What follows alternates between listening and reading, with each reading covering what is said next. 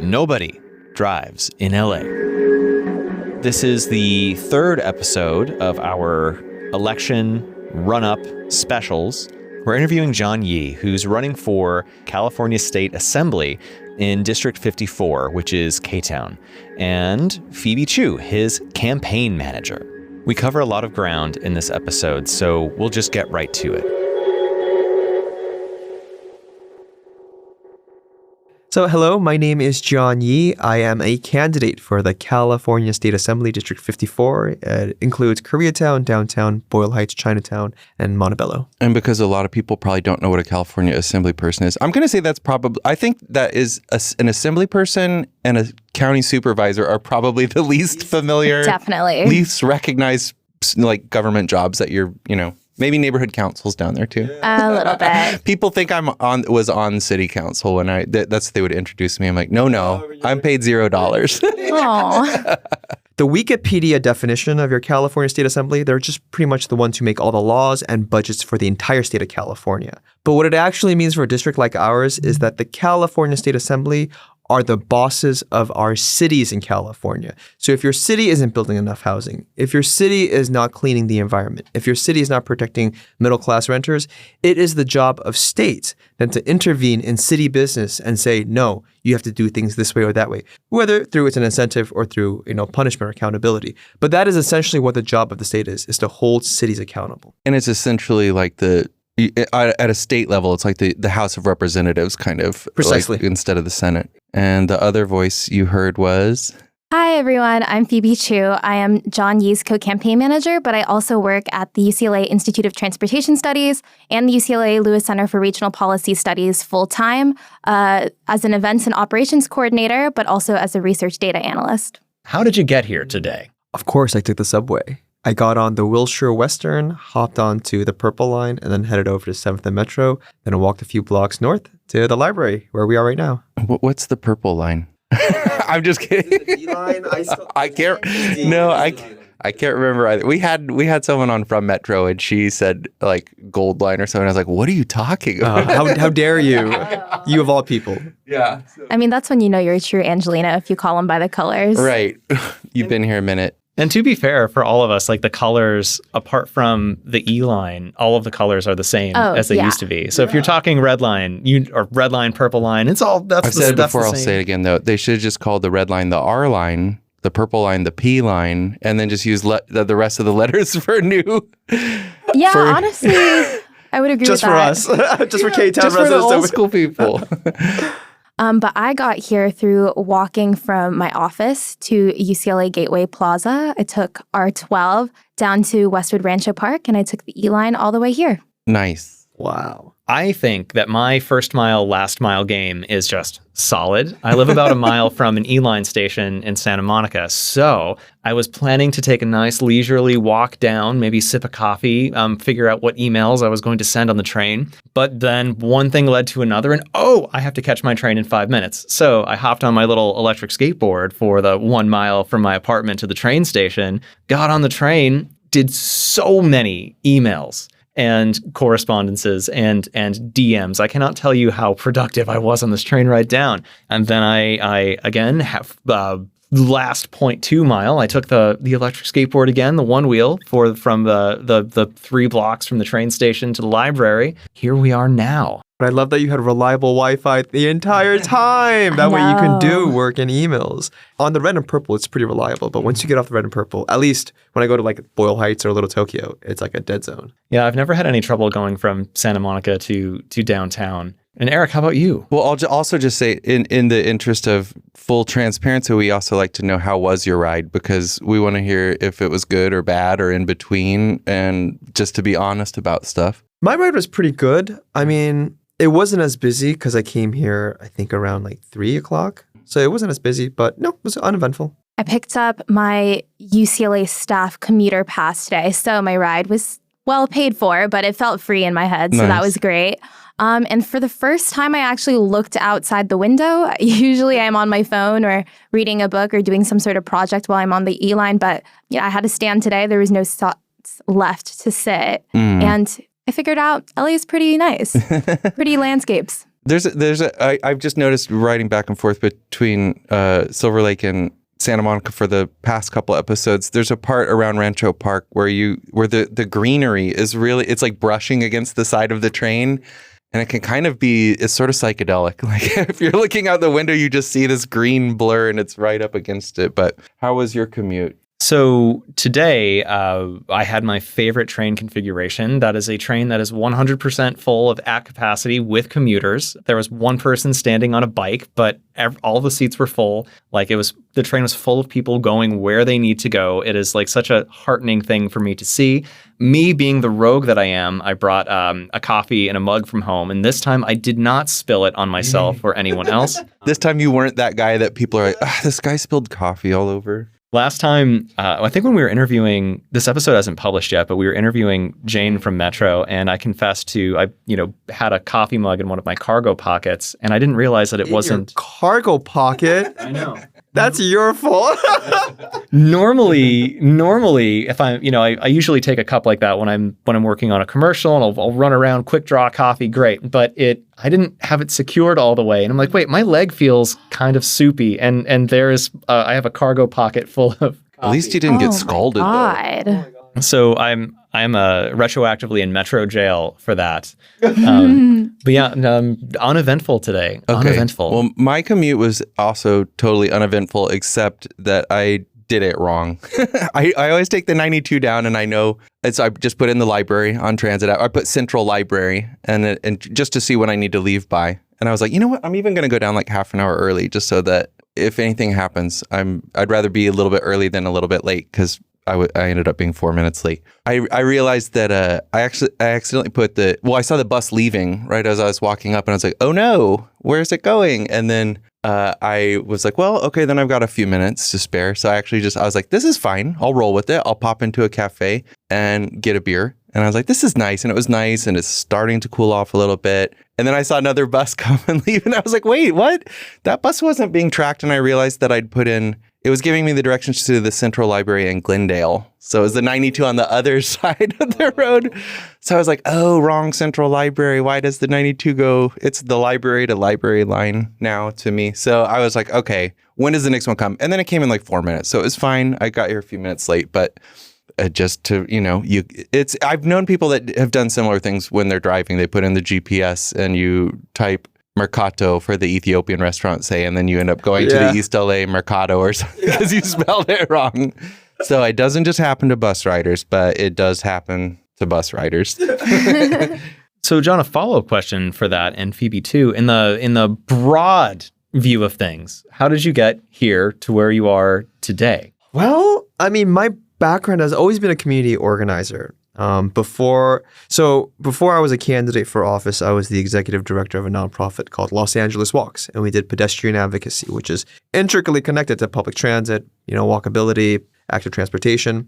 But my background has always been in community organizing. When I had the opportunity to sort of work for a pedestrian advocacy group, I went for it. I mean, my whole background has been in the nonprofit world. But, I have been hit by a car 2 times in Los Angeles. Both times have been on a bike. Both times were on Olympic in Koreatown. And I remember when I first got hit, but the first 2 times I got hit, I didn't really think much of it. I thought it was my fault. And I remember even getting home and the adrenaline that you really feel when you get hit by a car. Yeah, I was bleeding. My entire leg was bleeding and I had no idea. I remember coming home and seeing the blood. Like, I didn't even feel it. And I could feel my heart pumping, but both times I was like, that was my fault. And so when I applied for this job at Los Angeles Walks as an organizer, like any organizer, you think about systems issues. And so when I started exploring this job opportunity, before I applied, I was doing some research and I realized the systems issues that's behind pedestrian access. Our car-centric culture, our broken government system when it comes to designing our streets, right? The culture of independence and individuality, which is encapsulated in a single car as opposed to a public bus. And so all those things I realized as an organizer, like, oh, how do we undo these things through policy, through culture change? And so for me, I love that kind of fight. And I can't think of any better place to have that kind of fight than a place like Los Angeles, which is so car-centric, so devoid of third spaces. And so it is in that framework I thrive and I love to do work. And so for me, I love that challenge. And so this is what brings me as a candidate today, as a pedestrian advocate, is how do we change these norms that we've sort of swallowed completely unwittingly in many ways, right? And so how do we change them through laws and cultural change? So I love that kind of stuff. So that's why I'm here. So, Phoebe, how did you get to be here in the broad picture? Well, I majored in psychology and economics, but I wound up in transportation and urban planning, which a lot of people have deemed untraditional. But for me, it was a pathway that just made sense. I care deeply about sustainability. I think part of it is just being the nature of Gen Z and like understanding that climate change is an ongoing risk, seeing the increasing fires, increasing extreme heat, and just being concerned about that. And then part of it is that I talked about my dad a lot in terms of my activation and civic engagement and thinking about some of these deeper policy systemic issues.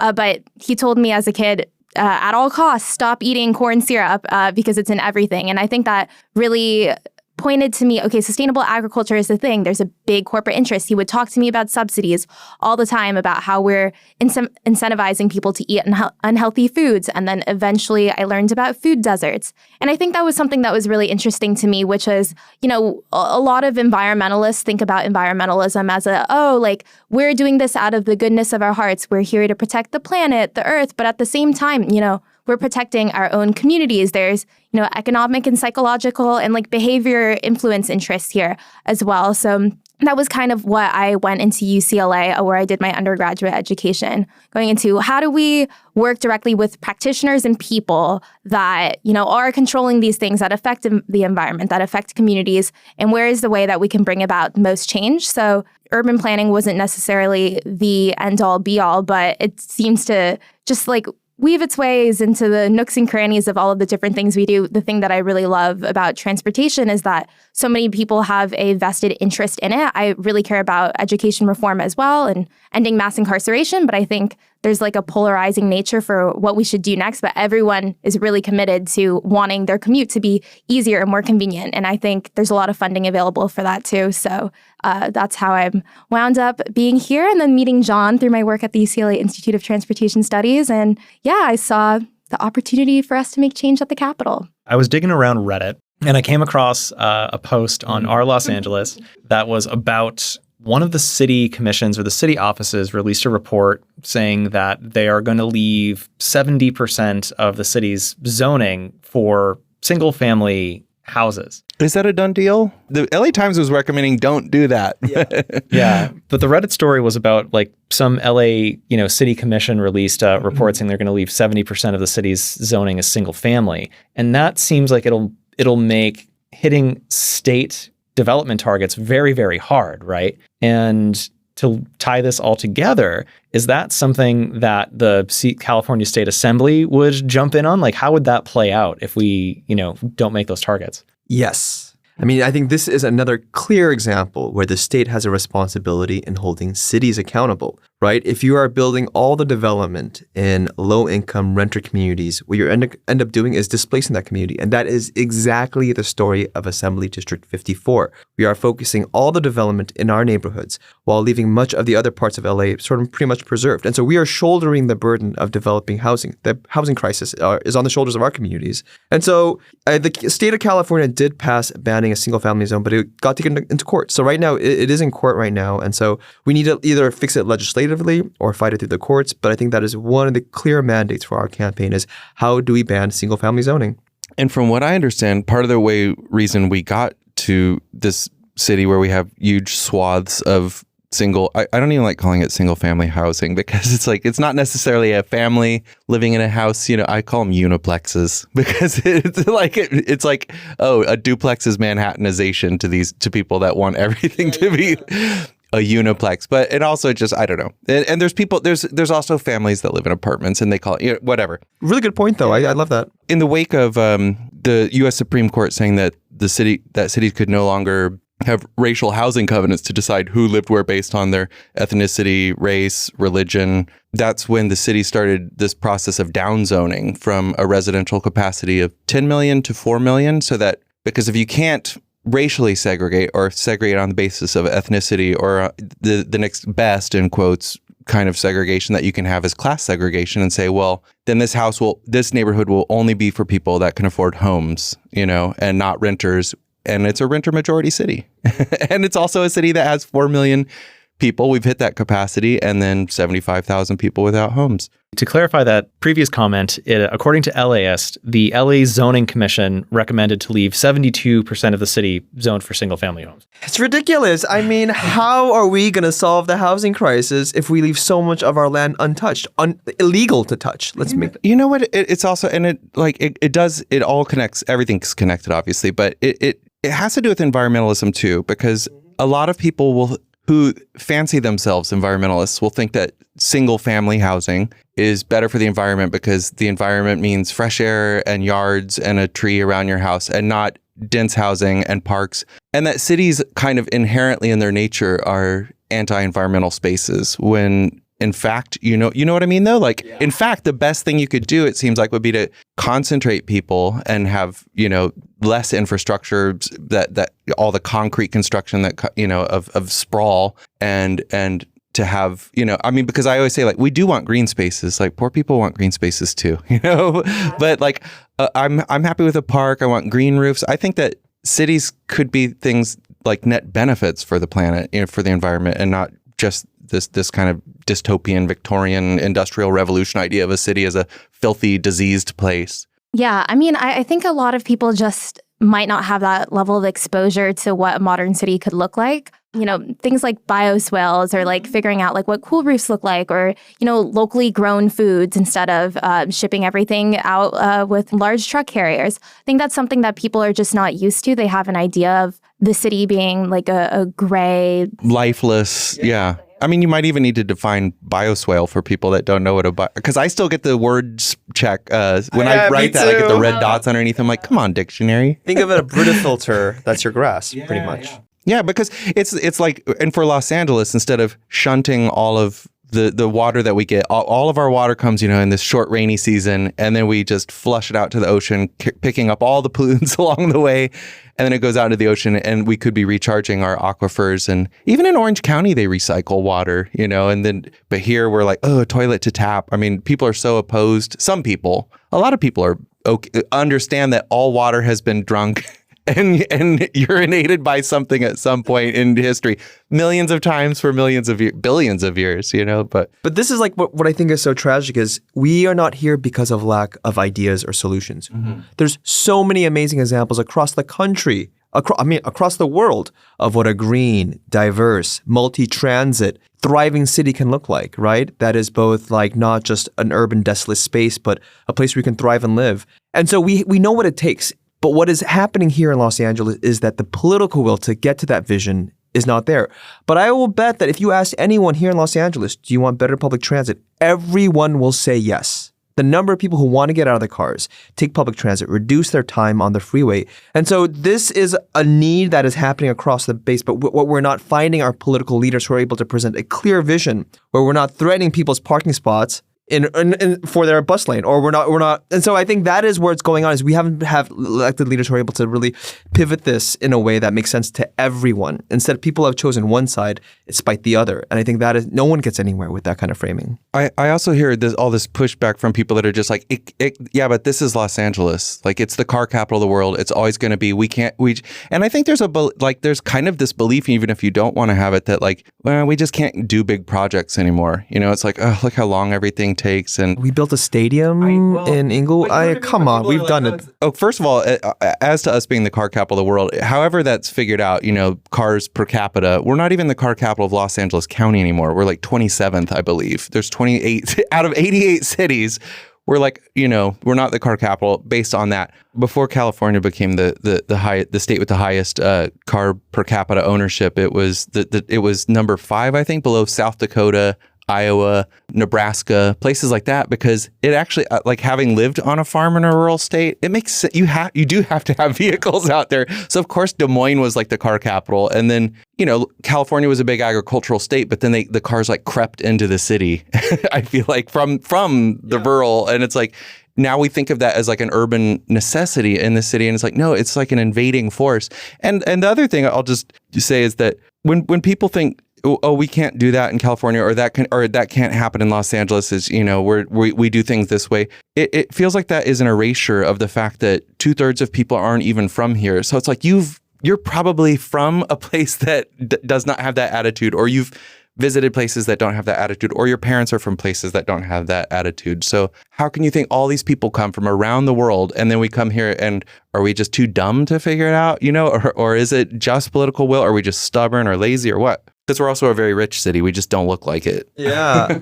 But also being a car driver means you own a vehicle that has with a substantive value. So already you have a financial stake in the mechanism in which you move. Your house probably has a car parking spot or a lot that you're paying for. And so there's so many incentives to keep the system entrenched as is. And so I never blame California or Angelenos for saying we're a car-centric culture. We're never going to change. I don't blame you for saying that. The system around us makes us say that. But the question for it is, how do we have elected leaders, though, who should know better? Right. Who should be visionary, who shouldn't accept the status quo. And I think right now we've had too many elected leaders who are willing to say, look at those people, they're trying to take away your parking spot. That's why you should hit them. And that's easy political points, right? You can win elections on, Mike Bonin, that's a great example of someone who it motivates people to come out to vote. Like they're going to take away your parking. Exactly. And for me, that's such a lazy policy perspective from someone who should be a policymaker. And that's why I always say NIMPS instead of NIMBY, because it really comes down to not in my parking spot. Yeah. Every argument that people make they're not really about it's like, no, I just don't want to have to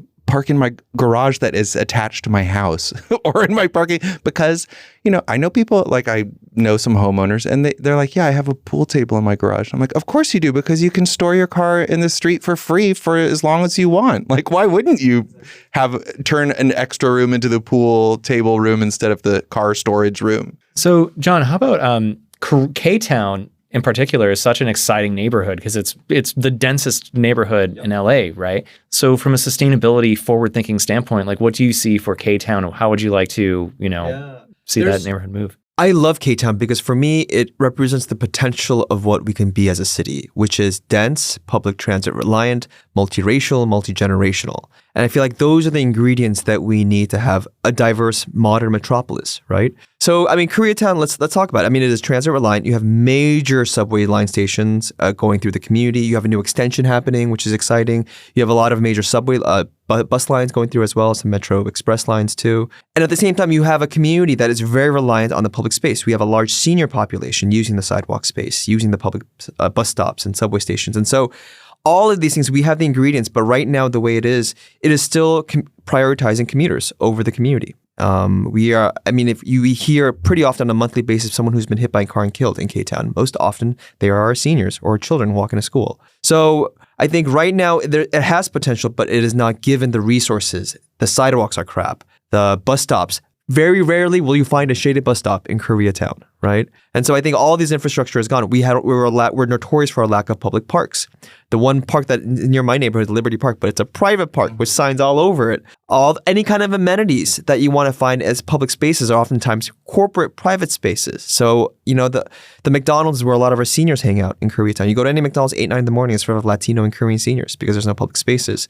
All the new condos that are coming up, they have their own amenities within the condos where there's a rooftop or the first level for people who live in that condo or who look like they have money. And so there's a desolation of third spaces as well in Koreatown. And this, for me, is an indication that government is not doing its job in building public spaces. So when you talk about multi-generational cities, LA is also so unique because we have a lot of folks who move to LA, right? It's a fantastic place to live. And I think about this as someone who, had to save up for a very long time and work very hard to move out here. And now that I am here, I would very much like to stay here. But I think the perspective or the perception from some folks are just, I move in, I work for a while, I'm going to move out and buy a house after. How can you develop a multi-generational city when you have such a big, population of folks that don't have roots here? And maybe you can talk about your parents, because I had a question about why your parents chose Koreatown and why they chose to stay there, I believe, because maybe this is a misperception, but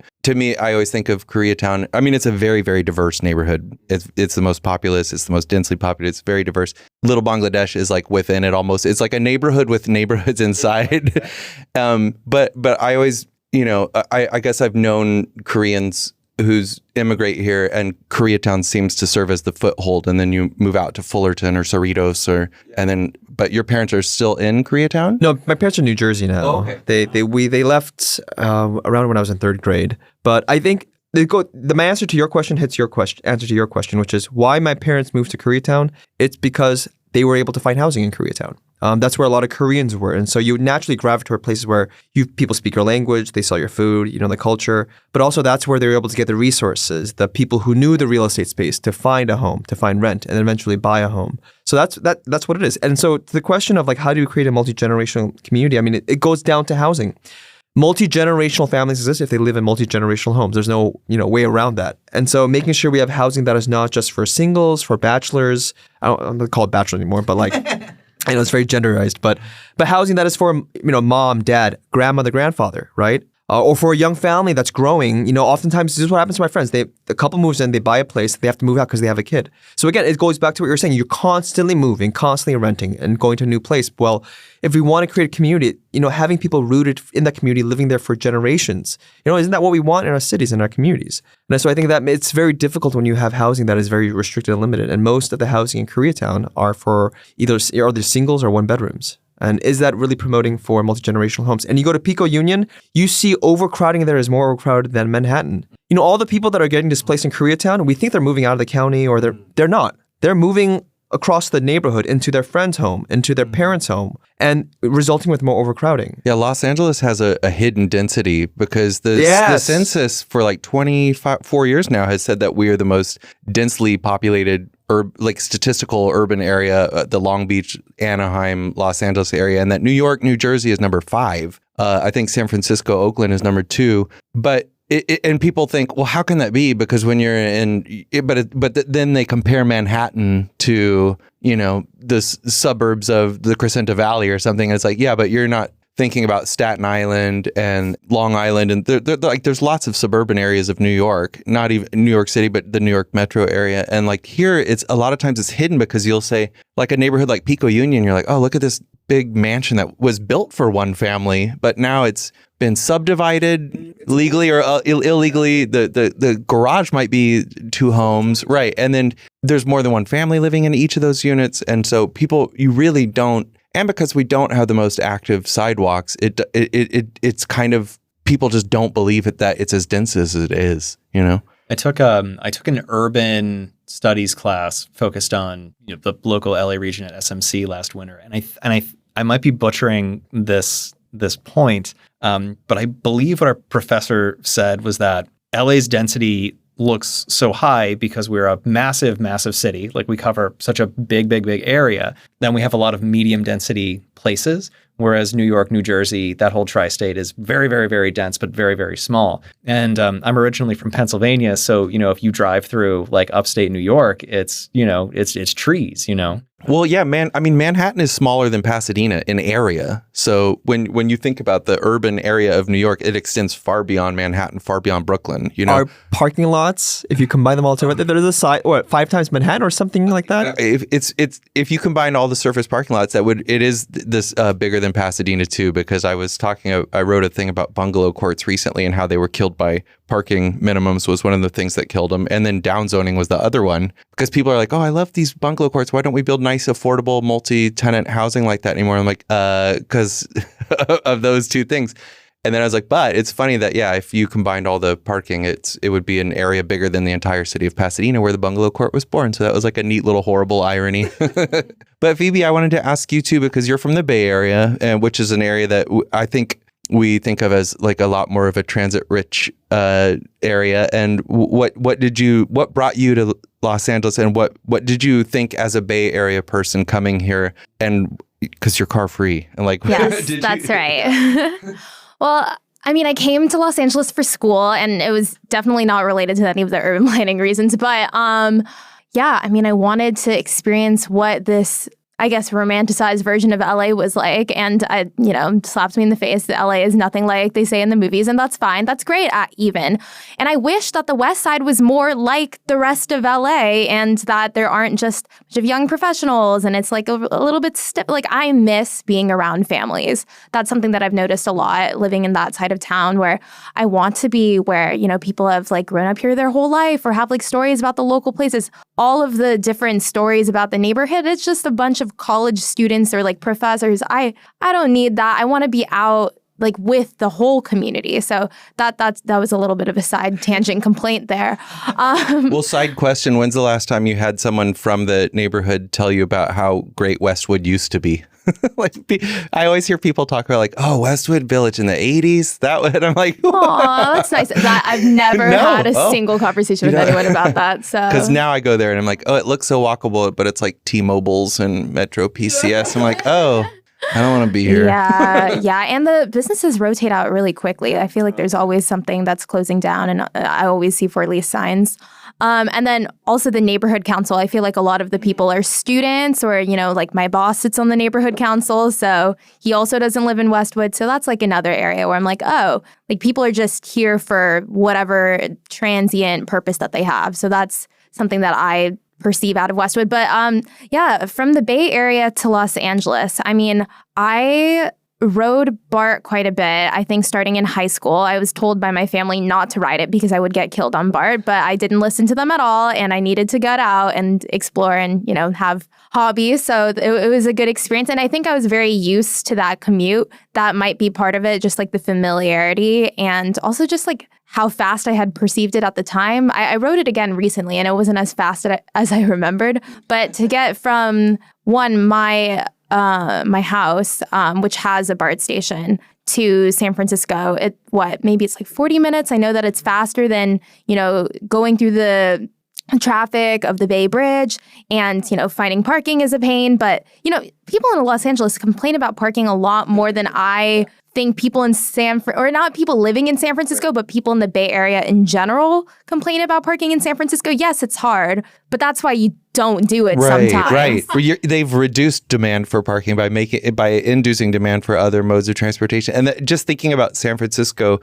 San Francisco is like the same size as Carson. And when you walk in San Francisco, you don't feel like you're walking as far because you see so much. But if you walk in Carson, you see the back of a sewage reclamation plant, and then a giant parking lot, a surface parking lot, and the road is like 90 feet wide or whatever, and cars are flying. And it's just it's just crazy how much the environment that you're walking in affects how it feels to walk. Like when you're doing constructions, they put those construction walls up, and then, those posters that people put up? Yeah. I mean, for me, that's a manifestation of it is so boring, so drab, that these people understand people walking aren't going to be looking at anything. So they put the posters up. And it's a clear response to how absolutely boring it is to be a pedestrian in Los Angeles. Yeah. Because the landscape that you're walking down is incredibly either hostile, blank walls, or the entrance to that business is through the parking lot. Right. So you can't even enter through the sidewalk. Exactly. It is the hostility a lot of times. I mean, I always think about I was doing a map for somebody that he commissioned me to do an area, and I was in North Orange County. It felt like I was walking behind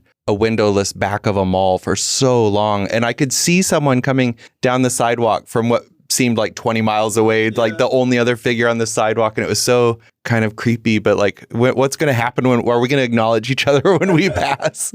Yeah, I've been spending a bit of time in the Bay Area recently. I quickly fell in love with BART. When I came back I took the Starlight from San Francisco to Union Station down here. And then when I got back and I started walking around Santa Monica where I live, I just felt so mad initially that I was so spoiled by having spent, a week, 2 weeks in San Francisco. Wait a second, Santa Monica isn't actually walkable. Yeah. Though then I got into a biking group and I started biking, and I'm like, oh, wait, okay, this is a bikeable city. I get it. I'm happy now. Yeah, the Santa Monica protected bike lanes. I mean, it's amazing. I wish that I could be one of those bike commuters. I'm way too scared to get on my bike. I'm going to get hit. I'm not even that good of a cyclist. So, yeah. But in terms of Bay Area transit, I mean, I think a part of it is just that, okay, the amount of time it takes to drive theoretically to San Francisco or to Oakland or to Berkeley even. The transit ride is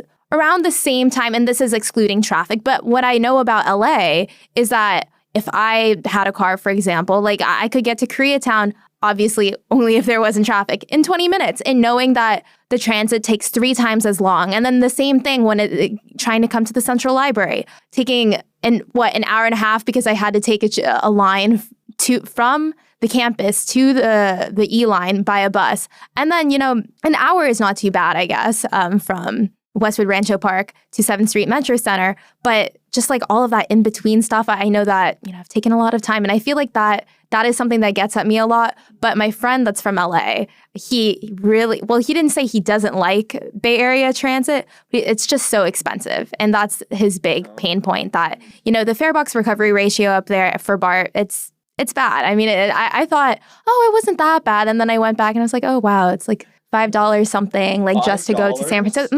And then you got the return trip. So it's bad. So what I do love about LA is that, you tap, you can go as far as you want. Oh, and it's like based off of how far you go. So it's kind of like Metrolink, which I'll just say, like, sometimes I use Metrolink just to go one station to another station, almost as like it's a metro line or something. Well, if you're going to Glendale and Burbank, right? Right. If I'm coming from Burbank back to Atwater, and then I just walk or ride my bike over from there.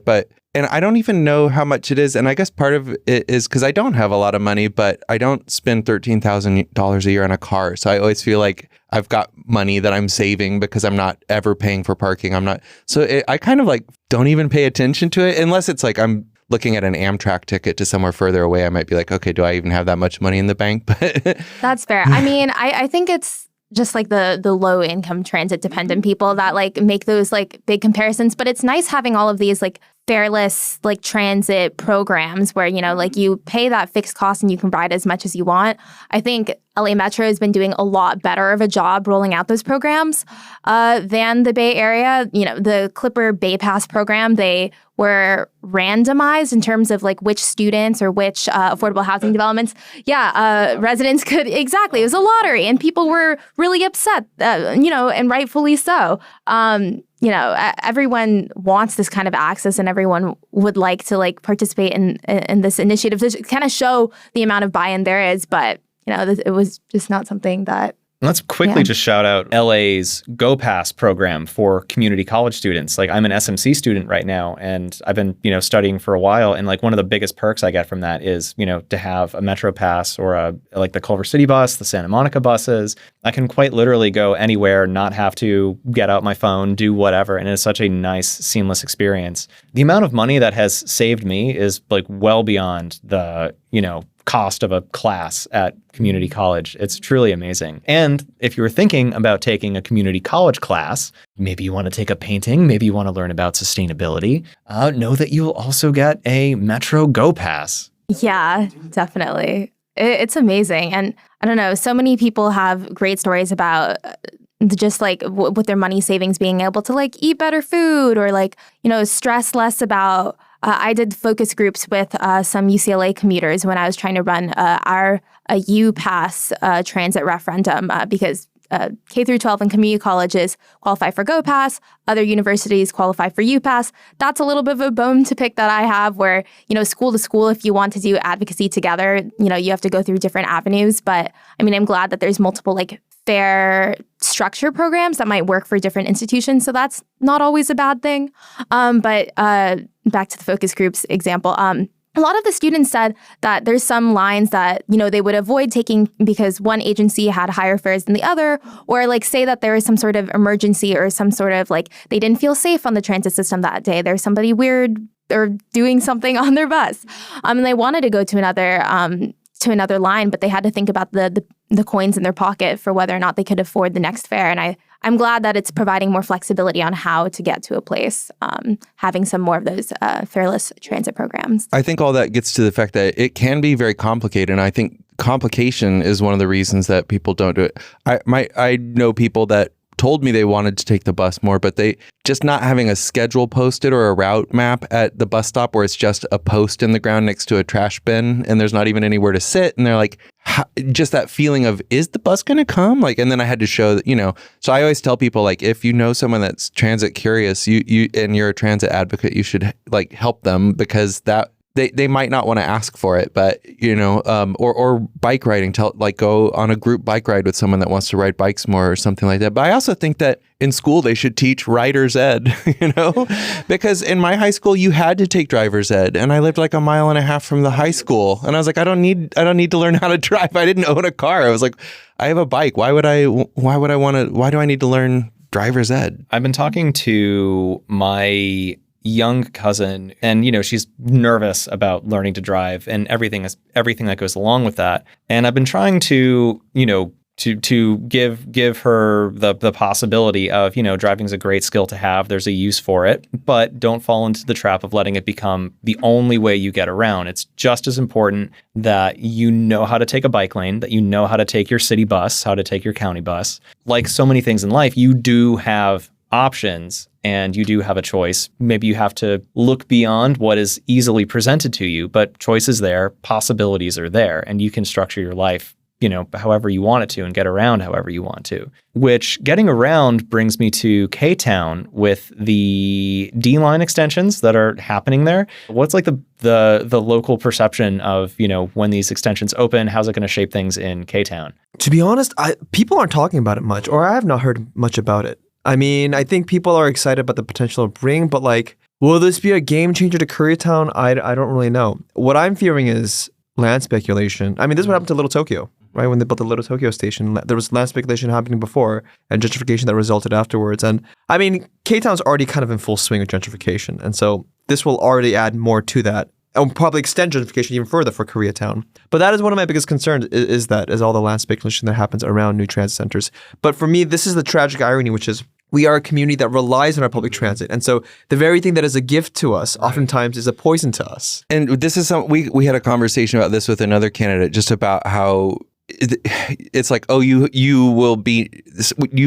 don't want something nice to come to your community because that means you'll be displaced from it. Yeah. And that irony and like I feel personally, I mean, I'm not at that level of politics where I have any power, but as a former neighborhood council person, but I feel like if amenities happen in a planned way and then there's less need for movement or for investment in different areas, because it's like Oprah, like, hold on, we're all getting transit lines. Like, you don't need to go over there. You get a transit line, you get a transit line, you get a transit line, you get a park, you get a park, housing you get a too. park, Exactly. you get housing. And it has to be like that too, though, where you can't say, hey, we want to build this shelter in Koreatown. It's like, not this part of Koreatown. How about this part of Koreatown? And then you point out, well, that's Westlake, because that's what happened with.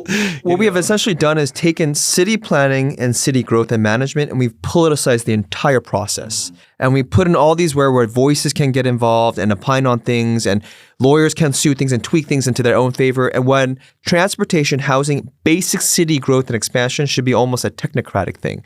Exactly, I just said, hold on, we're all going to get housing. It's going to happen here, here, and here. That way we're all sharing the burden. Transportation, we're going to extend the bus line, so all this is connected. And we need a coherent approach, but LA is the most incoherent city. I mean, aesthetically, just that alone. I drive across neighborhoods, things look so different. And it is because we do this piecemeal approach. And so it's people oftentimes with money, lawyers, who are able to navigate the system far more nimbly than communities who are trying to stay housed and placed. It reminds me, I was listening to this other podcast called We the Unhoused, and someone was on talking about how our response to like sweeps is it's almost like if you want to get put into housing, you should set up an encampment in like Bel Air, because they'll deal with you right away and they'll put you in housing and they'll make a big show. It'll be a political opportunity. They'll film it and be like, look, we got 30 people into permanent housing. But if you're in a neighborhood where people don't complain because there's more poverty and it's expected, then it's not going to happen, which is like a horrible irony to be like, this is whoever complains the loudest gets their way. You could say that about bus lanes, bike lanes, fixing your side, everything in LA. If you complain the loudest and have political leverage, yeah. And that's how so much, I mean, yeah, just even down to like the neighborhood council level, so much of it is, because speaking about the Silver Lake Neighborhood Council, where I think we actually got decent engagement we have 99 neighborhood councils. And there's about probably less than 1% turnout of eligible voters vote in neighborhood council elections. But then you'll have 3 people that feel very strongly about not having a street upgrade or not building a shelter or something. And they'll show up and they'll shout and they'll interrupt and they'll speak over their allotted time and they'll say, we represent the vast majority. And it's like, no, you represent 3 people in a community of, 80,000. And should your opinion actually really matter on this question? Right, exactly. And because isn't part of the reason we vote for people in a representative democracy because we don't want it to be our job to have to be informed and have an opinion about every single thing. We want to vote for people that we're like, okay, you're where I am, and I don't want to be informed about what every SB stands for or every assembly bill. Like, unless your brain is completely broken by politics or you're a politician, that should be something you can kind of sit out. Well, I think part of the issue is that the community engagement for a lot of like different departments that do that planning work, I mean, community engagement is at the bottom of the budget. I think, if we had more data-driven solutions for collecting, okay, like we go out into the community and we ask them, what actually do you want? We don't force them to come to these public meetings and follow Brown Act rules that no one understands. And with public comment, I went to another meeting maybe a couple of months ago, and they asked me to raise my hand whether or not I was willing to give public comment. No one wants to raise their hand. You have to fill out a card sometimes saying, this is what my public comment is going to be about. I mean, I've gone to city council for public comment, and then they said, we've heard enough. And I was like, oh man, that was like 4 hours of my day, this whole process of the day I took off, and then you don't even want to hear my opinion. Don't even get me started on how old and archaic our entire public feedback collection system is, from our LA Metro board meetings to city council meetings. This allotment set aside 30 seconds or 1 minute, and that's all you have. It's just, we have technology now to overcome this kind of barrier. I don't know why we're still doing this old school way of getting public feedback. So I went to my first city council meeting in Santa Monica and signed up to do a public comment, and wasn't really sure what to expect. For this council meeting, we were kept waiting for 4 hours. Like, everyone showed up at 7. Comment didn't start until almost 11 p.m. And I heard when we're talking about the loudest voices getting the most support, there's a whole big coalition who is arguing, about like, oh, we want to move harm reduction services out of the parks where our unhoused neighbors live and move them into a building at some undisclosed location miles away that no one's going to use because unhoused folks probably aren't going to drive there, right? So there's so many comments about this. And, I had planned and I signed up to comment on 2 items, one that was opposing eliminating harm reduction and another that was in favor of lowering speed limits and enforcing speed limits. And when I got to my turn to do those comments, my comment about speed limits was very well received. Great, crowd pleaser. And then I voiced opposition to ending harm reduction, and they're like, okay, you're done. Like, someone else. Like, I got cut off just because a council member didn't like hearing an opposition when they had just heard 10 comments or something in support of it that were long, rambly. Me, I keep my comments to under a minute, under 30 seconds if I can. I don't want to waste anyone's time. I want to be respectful. Yeah, but it was still it was such a weird experience. And imagine if you don't speak English, you have to rely on a translator, and sometimes those translators are not the best translators. Mm-hmm. No, and that's an interesting one, because I know on the, they do have translation services available, American Sign Language interpretation and stuff like that. But I don't have an answer for this. But when all of the business is conducted in English, it almost becomes so how do you decide how to reach people that aren't comfortable with English, which is an enormous percentage of Angelenos. We don't have an official language in this country, no matter what anyone says, and we have, and it's not always yes, after English, Spanish is the second most language, but I believe, but most people that speak Spanish as a first language in the home have more English proficiency it's at a higher percentage than people from Taiwan have. Although also having been to Taiwan, sometimes people say they can't speak English, and then they turn around and you're like, okay, your English is actually very good. So, yeah, how do you, I mean, that's a kind of a crazy question, but how do you, well, and also John is multilingual, which helps. Simultaneous translations. That is the most dignified way to conduct any meeting. When you speak and then I speak, you speak and then I translate. That for me is there's no more indignity than being this person who speaks the minority language, being in a space like that. And so making sure everyone has a headset, regardless of what language you speak, that way you're switching back and forth. Everyone's on the same level. So that's what I always push out, simultaneous translating. It's the United Nations, right? I mean, they don't have someone that translates, take your turn and every single sign language, you do it live as it's going. And so I think that's one thing that's a priority. I mean, making sure even documents are translated into languages, not making sure, also realizing that communities receive information in a very different way. Not everyone has a computer. A lot of our community members, their life is on their phones. So if you have a PDF that's at 8.5 by 11, you got to open up, zoom around. Versus if you have an iPhone. Turn it sideways is what I do. Try to zoom in and scroll left to right. So I mean, these are the smaller things that it's not that languages, yes, but language printed material, the format, vehicles in which those materials are shared. These are all parts of giving better access. And to go to what we were talking about earlier about like the fares and, how do you create less friction? I think that is the key between the users of the metro and the metro system.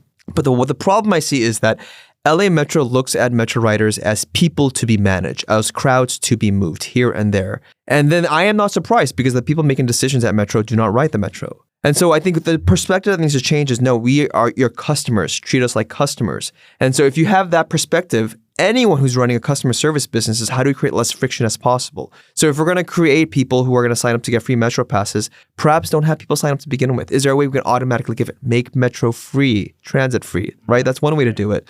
So I think these are the ways that there needs to be a cultural shift even amongst the leadership of Metro. And one way you do it is having LA Metro as an elected body, not as an appointed body. Absolutely.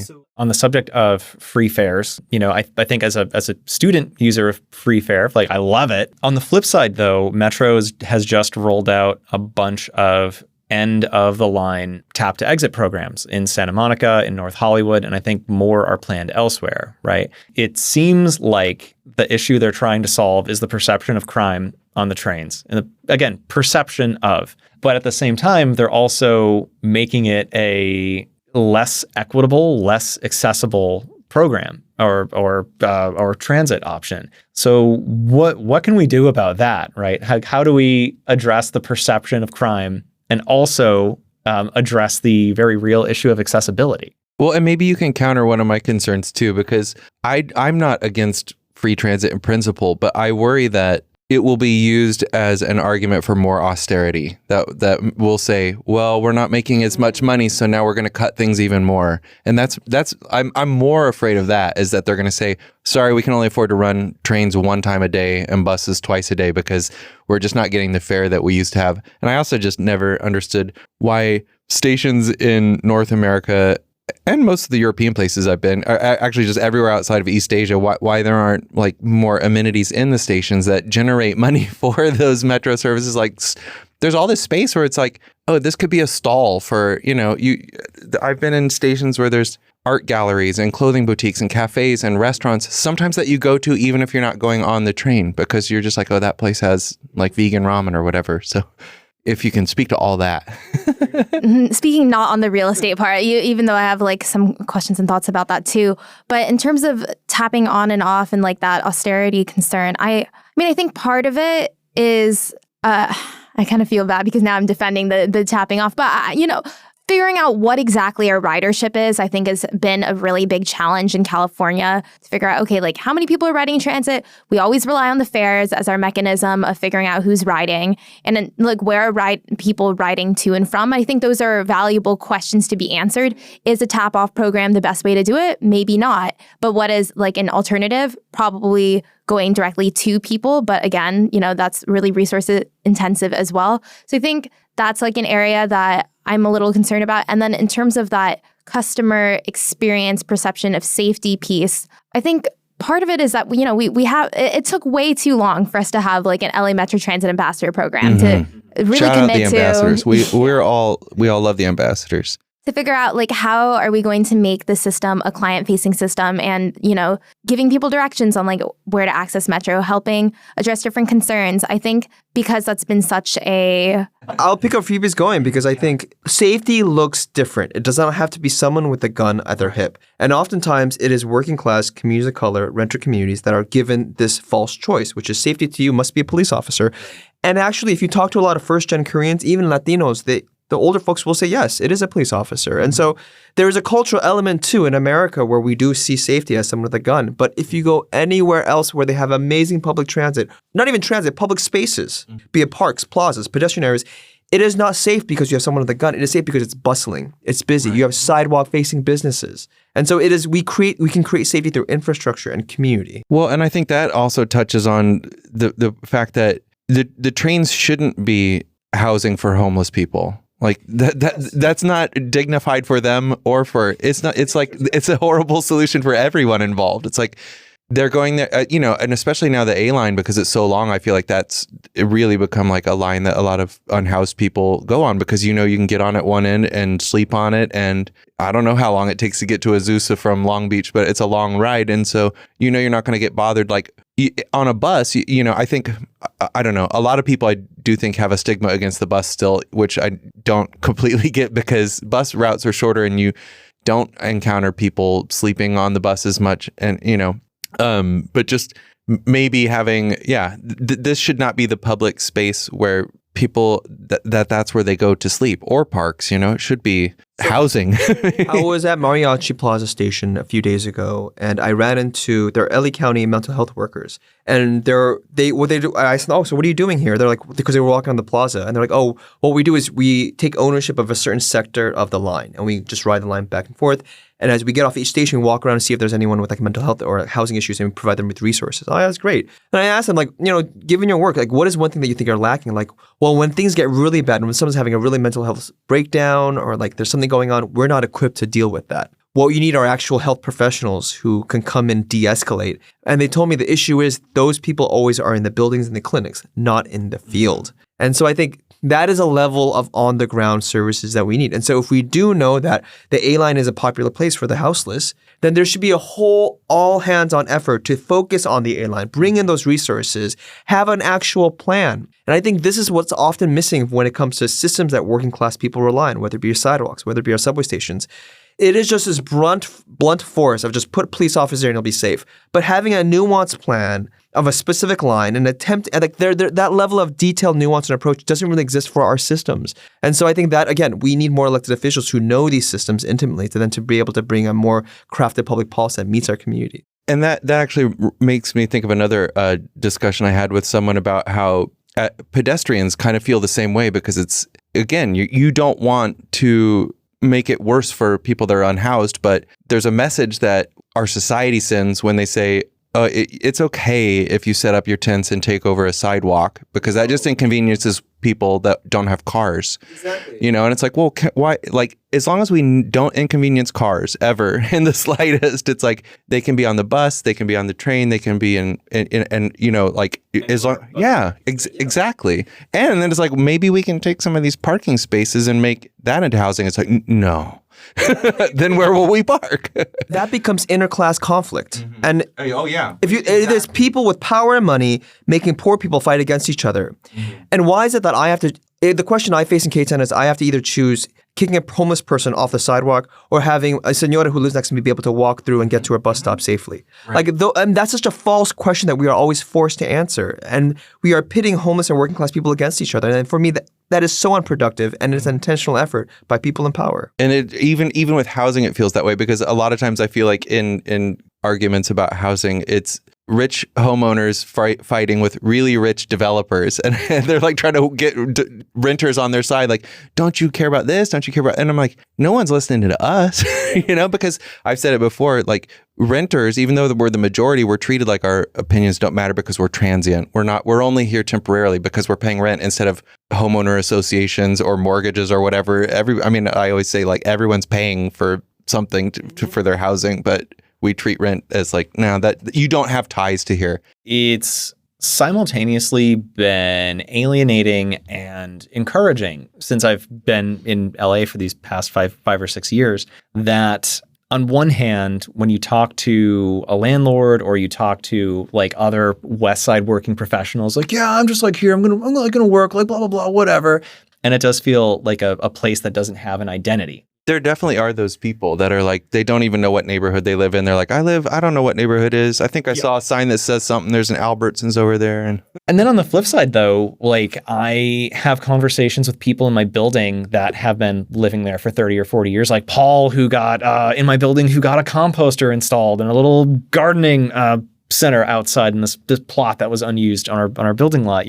When I go and I volunteer with Surfrider or volunteer on beach cleanups, the people here that are so engaged in the city are truly amazing, inspiring people. But those people seem to not have a lot of overlap with the more transient, not like transient, but like, oh, I'm just passing through LA kind of people. I see this a lot as I've been working on commercials, doing sustainability for the last 2 years, sorting through all of their compost and recycling, that you find so many people who work in the film industry in particular, they don't really live in LA or the city of LA. I find that they don't interact with volunteer programs, with bike rides, with community cleanups, because your whole world is just, oh, this production that sets up, you're there for a week, 4 days, you're gone, and you live in that bubble. And I try to be the person that's like, hey, why don't you take the E line down to a cleanup? Or like, hey, there's a big community bike ride in downtown LA coming up. Want to go? I think even car dependency kind of leads to that, because you know how to get to your work and how to get home, what on-ramp and off-ramp to be. And all you see are like freeway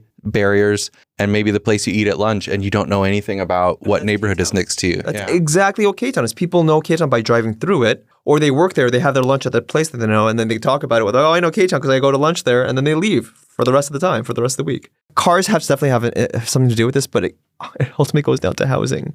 We have segregated our city by race, and we're just using income as a means of doing it. If we want a healthy multiracial democracy, we cannot have segregated communities. I think for me, that's a belief that I have fundamentally. And I know people out there will disagree. Money should be able to buy where you live, and if you don't have the money, tough luck. That's capitalism. I argue otherwise. Is it a job of government in that space where we have created a system that is so segregated by income, which has led to racial segregation? It is job of governments go into that system, say, hold on, this is not healthy for a democracy. How do we bring more diversity into these communities? How do we build, affordable middle to low income housing everywhere, not just in poor neighborhoods, not just in renter neighborhoods?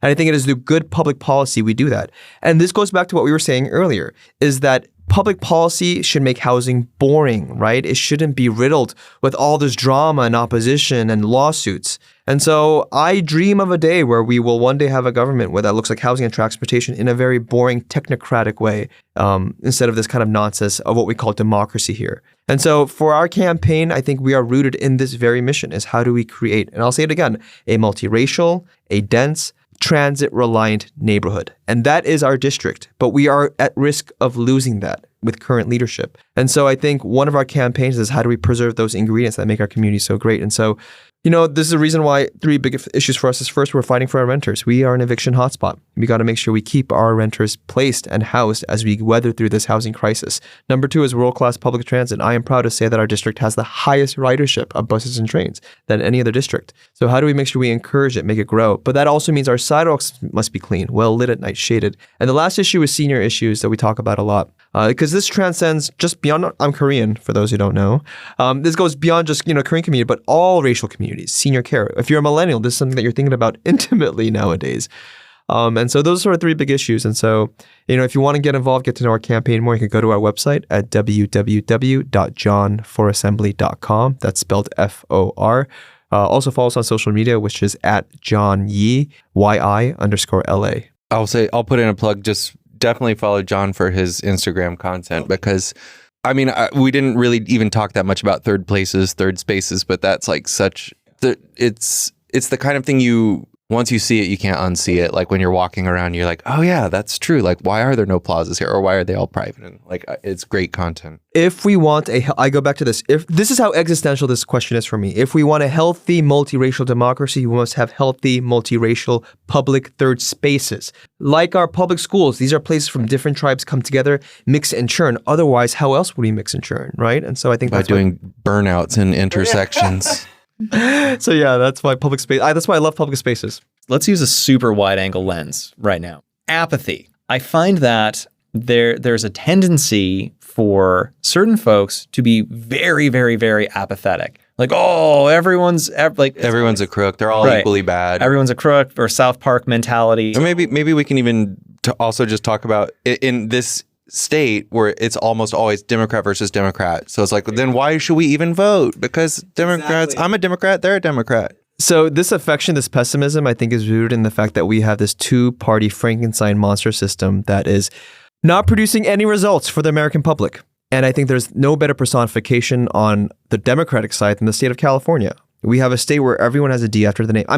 For those listeners, I am a Democrat. Let's make that clear. Right? I'm a Democrat. And you didn't change your registration just because you have to be a Democrat. Exactly. I've been a Democrat for most of my life. Exactly.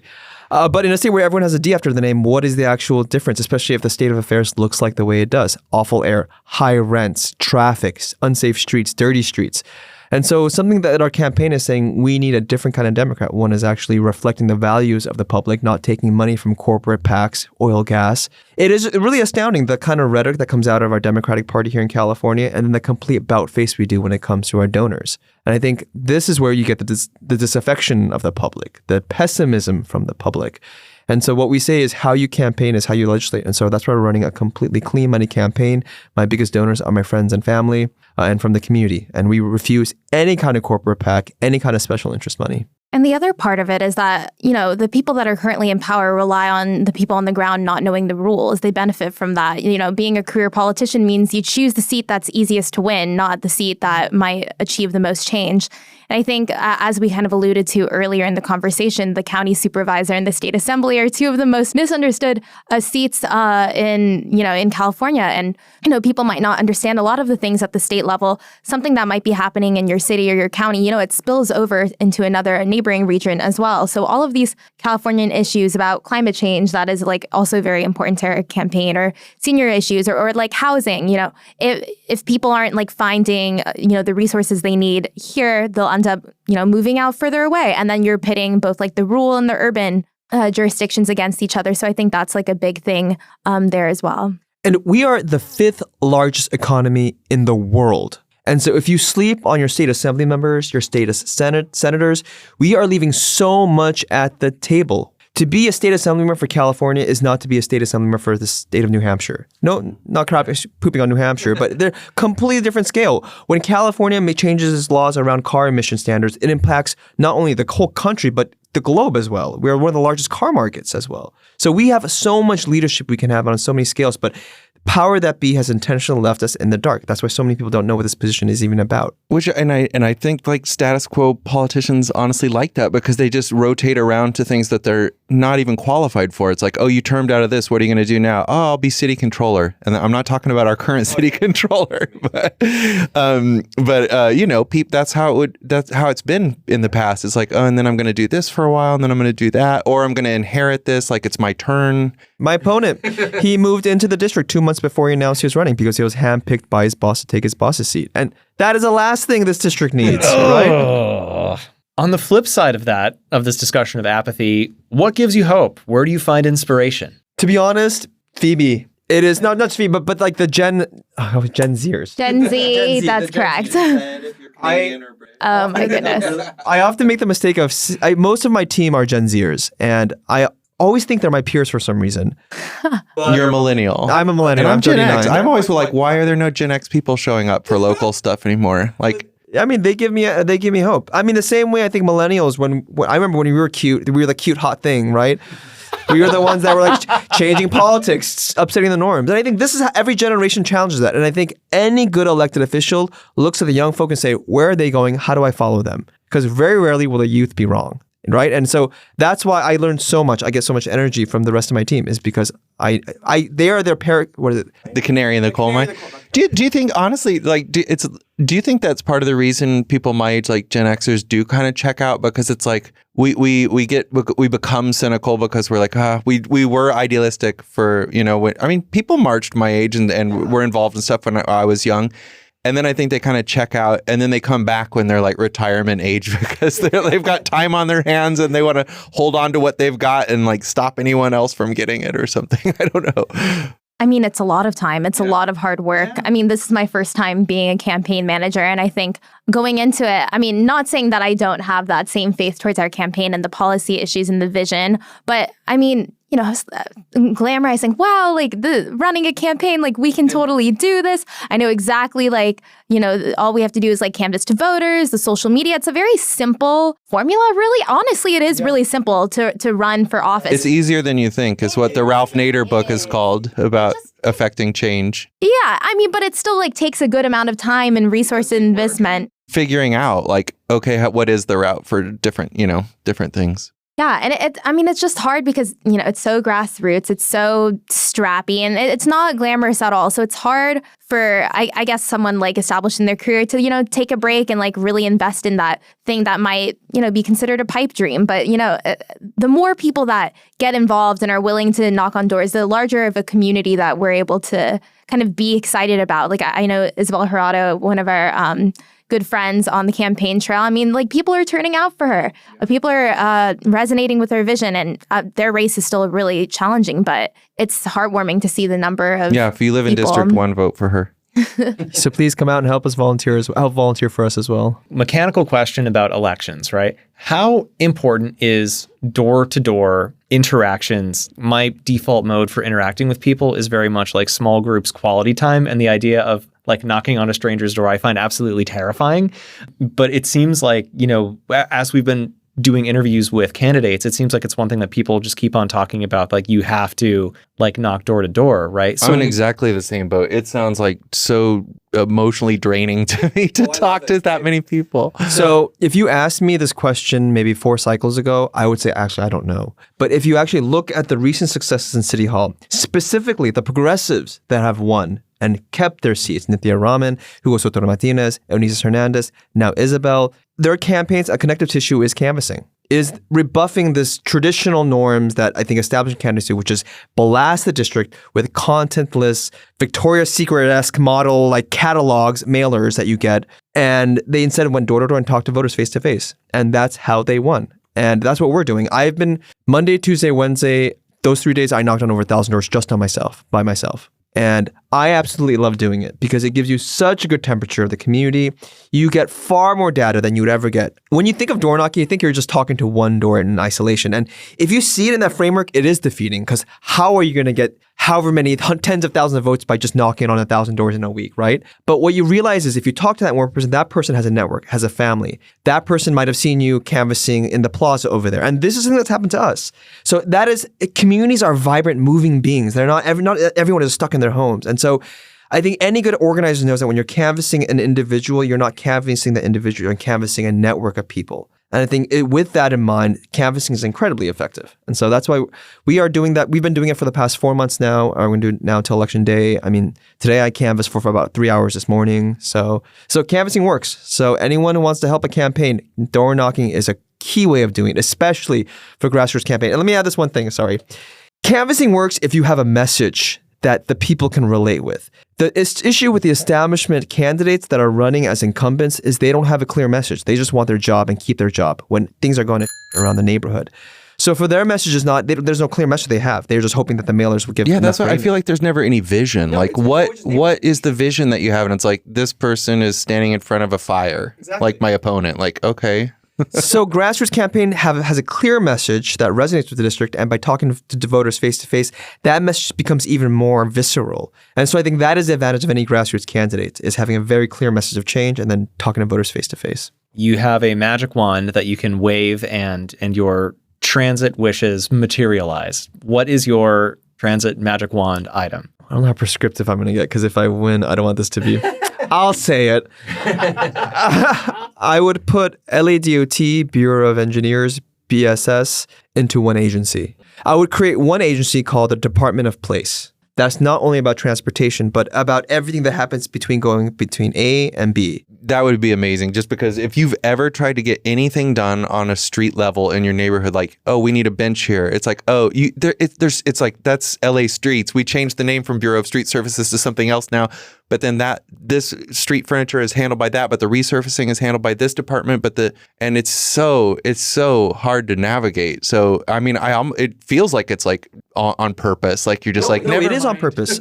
Again, it is in the system. Who benefits? People with time, money, and lawyers. And then people can always pass the buck, because this is we tried to I came up against when we tried to get some of we have like 56 public stair streets in Silver Lake, and like 3 or 4 of them are gated and locked for private individuals. And we're like, how do we get these open? And everyone's like, oh, I'm like, it's technically defined as a street. So is it this department? And then that department says, no, that's actually not handled by us.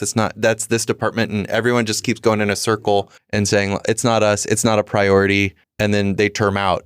And you're like, okay. So you see that people have been trying to get these stair streets open for 24 years now that have been locked for like since the 90s. And it's just... But when the freeway burns down, the governor comes down to LA and fixes it in 10 days. Yeah, we'll have it fixed tomorrow.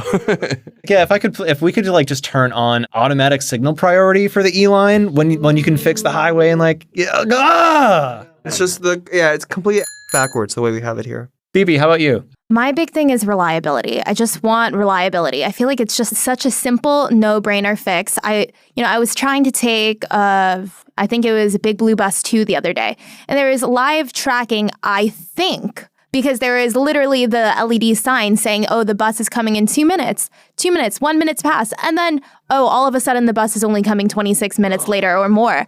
And I'm just, exactly. And I'm not, you know what, this time, okay, I'm a mad transit rider. I've been a mad transit rider for months, but okay, it's different when it's like Google Maps or transit app. I'm like, okay, it's a third party, like, there's like some sort of like live phone situation. This was the transit agency telling me this. Are you kidding me? Like, I just want to take it. And then this is why I think so many people ride in their cars is it's just like you feel like you have a sense of control, like a controlled environment. Okay, sure, like you don't know when you're going to get there, but at least you're going to be like fine, you're going to eventually get there. On transit, I don't know if I'm going to get there. Like the 720 comes by, like the bus driver takes a look at me and I'm like, okay, no, it's fine. Like that's not the bus that I'm taking. That's not even their stop. And like we made eye contact twice and I was like, I'm sorry, please let me on. And then I literally like bowed and like graciously thanked this person because I don't know when the bus was going to come and it's dark. I'm sure you've had the thing happen where it's like, you might not make your transfer and you're like, no, then you have to like change and figure out, okay, like start over route. And it's like, are you sure you want to do a new route? And it's like, yeah, because I missed my transfer. Yeah.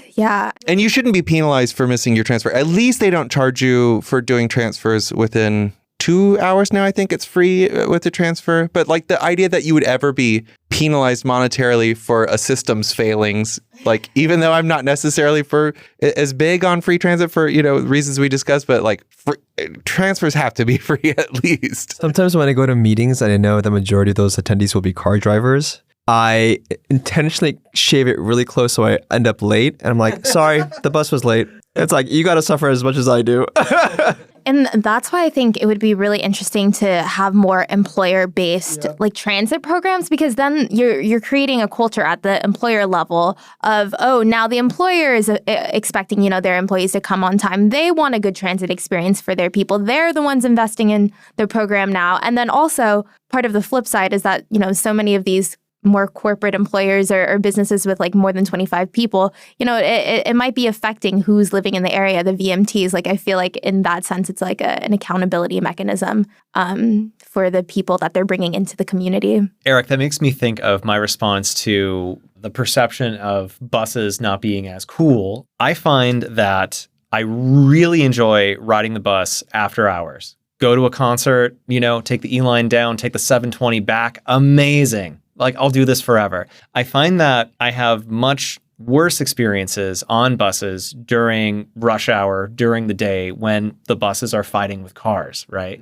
My broad wish list item right now, my magic wand item, would simply be a wider network of BRT lanes and lanes for buses. The biggest barrier for bus reliability for everything else is, you're just clogged in traffic forever. And solve that, and then the bus becomes a very tantalizing, appetizing option, as I can attest to from coming back home from shows at 2 a.m. from the El Rey on the 720. Well, before I give my answer, Phoebe, we should ask you if you want to be found online, if there's anywhere people should look for you or any websites or anything you have. Okay, my LinkedIn is Phoebe.